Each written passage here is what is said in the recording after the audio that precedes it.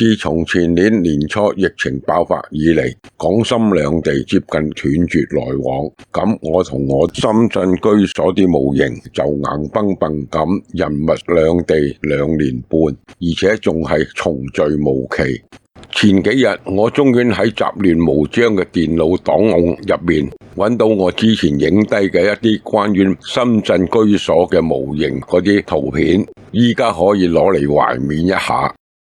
臨近小學畢業嗰年，老豆帶我去先攞戲院睇咗套《瑞士家庭魯賓孫》，之後自己又睇咗一本迪士尼嘅公仔書《金銀島》。兩個故事嘅情節同情景開拓咗我無限嘅想象力，令我成個中學時代都喺度幻想，如果可以同一位傾慕嘅女生喺個荒島上朝夕相對，係幾咁美妙嘅事呢？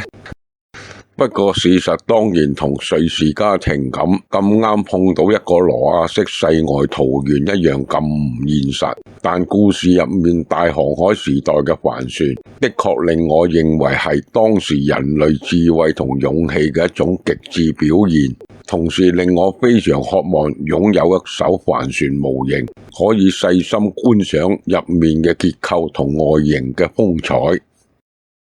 不過一如大部分人一樣，後生嗰陣總係要為生計忙碌，好難抽到時間去做一啲需要大量耐性嘅嘢。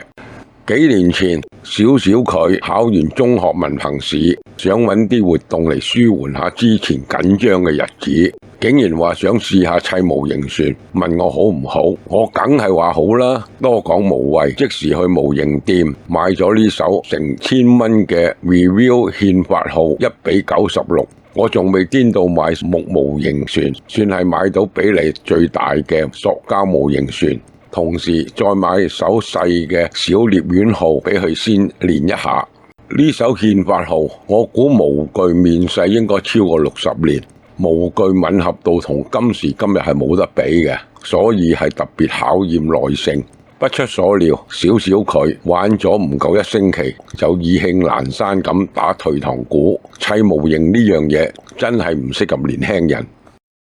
件爛尾工程就咁擺喺度幾個月，直到有一日，我認為再擺落去會完全浪費咗之前嘅心機，於是我的起心肝嘗試收拾呢個殘局，點知一發不可收拾，又重新激發我後生時砌模型嘅心願，而現在係比以前更加有條件花喺呢啲極需要耐性嘅愛好上。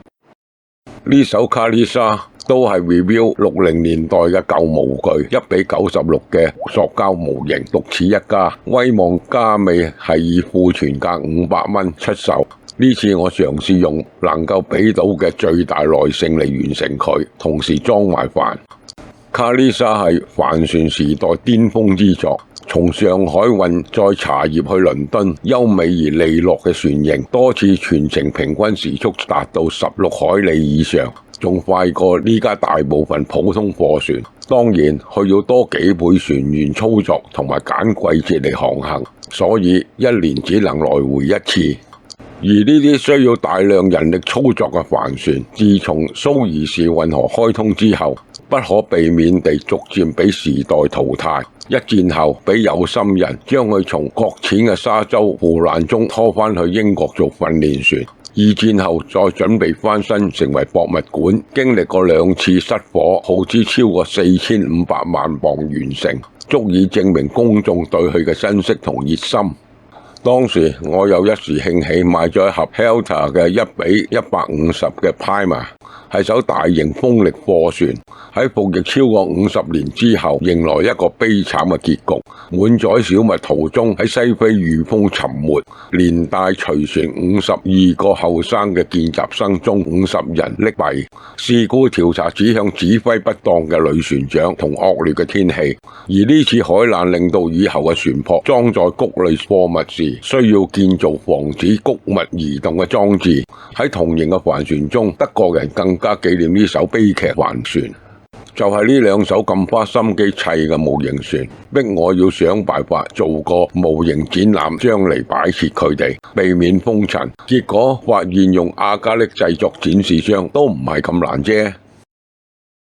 呢艘係耶穌出世前後嘅羅馬戰艦，亦係電影賓虛海戰場面嘅戰艦原型。從船上嘅結構嚟睇，當時命運悲慘嘅奴隸伐船手過住連畜生不如嘅生活。不過船上嘅士兵情況亦唔係好幾多，我諗瞓覺都係席地而睡。即使係艦隊司令嘅房間，估計仲細過今日普通貨船嘅普通船員。自由輪係美國喺二戰初期大量建造嘅廉價貨船，當時做咗2000幾艘。之所以叫做自由輪，係美國建造呢啲船嚟貨運支援歐洲對抗納粹德國，爭取自由。因為準備隨時被擊沉，所以自由輪配備簡陋，時速唔夠20公里，但貨載量超過10000噸，算係大型遠洋船舶。之後，美國繼續建造自由輪嘅改進型，時速接近30公里。因為當時二戰已經準備對德國臨門一腳嘅階段，所以稱為勝利型。建造咗500幾艘。戰爭結束咗，戰後初期物資缺乏，呢兩款船仍然繼續喺世界各地運行。董建華嘅父親董浩雲就係靠經營幾艘勝利型貨船起家嘅，繼而晉升為世界級船王。因為我曾經喺一艘勝利型嘅原型船同幾艘仿造船上待過一段青春嘅歲月，戰後仍有唔少雜貨船係仿照類似嘅結構仿製，直至貨櫃船時代來臨。呢艘係我10幾年前砌嘅，因為當時嘅經驗同工具都有限，所以做出嚟呢無甚可觀。如果呢家可以再俾我買到合身嘅，我會俾心機砌靚佢。自由輪同勝利輪嘅船型，船員房間係喺船中，而且船樓最高4層，生活舒適好多。對呢家有啲船東為咗爭取載貨空間，竟然將船樓直接起喺船尾舵機上面。當呢類船遇到風浪顛沛嘅時候，對住喺高層船樓嘅船員，我只能夠講非常同情。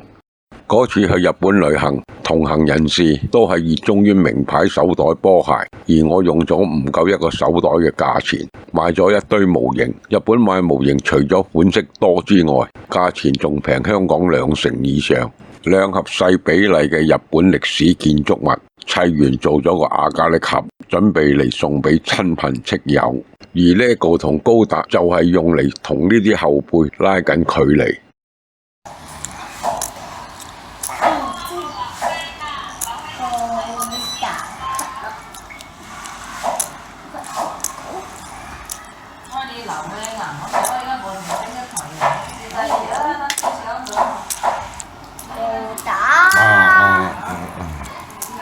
哇！哎呀，攬佢出嚟啦，咁爸爸，哎呀咬住我啲拇指啦，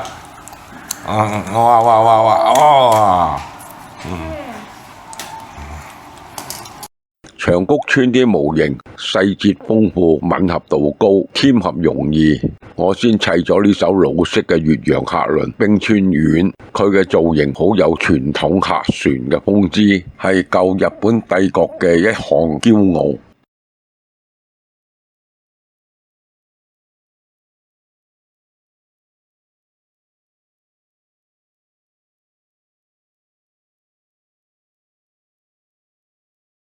3粒艦喺甲午之後嘅10年，喺對馬海峽一次過買起晒俄羅斯波羅的海連同太平洋艦隊嘅日本旗艦，奠定咗日後建立大東亞共榮圈嘅基石。結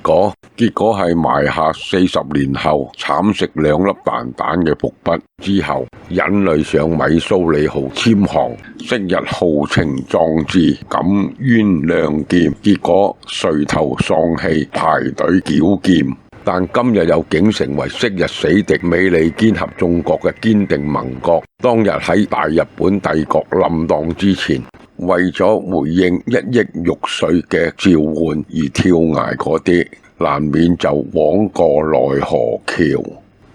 每次睇返後生嗰陣啲相，對歲月飛逝嘅感覺一次比一次強烈。至於嗰艘精細嘅帆船模型，哥倫布發現新大陸嘅旗艦 Santa Maria， 因為冇好好保存，早已灰飛煙滅。留下相中人今日喺屏幕前追憶呢啲凍結咗嘅時光。照睇你而家趨勢，都唔知何年何月先有機會返深圳，再砌返呢啲模型。唔通要搞到他年有夢回故地，傷心難認舊模型。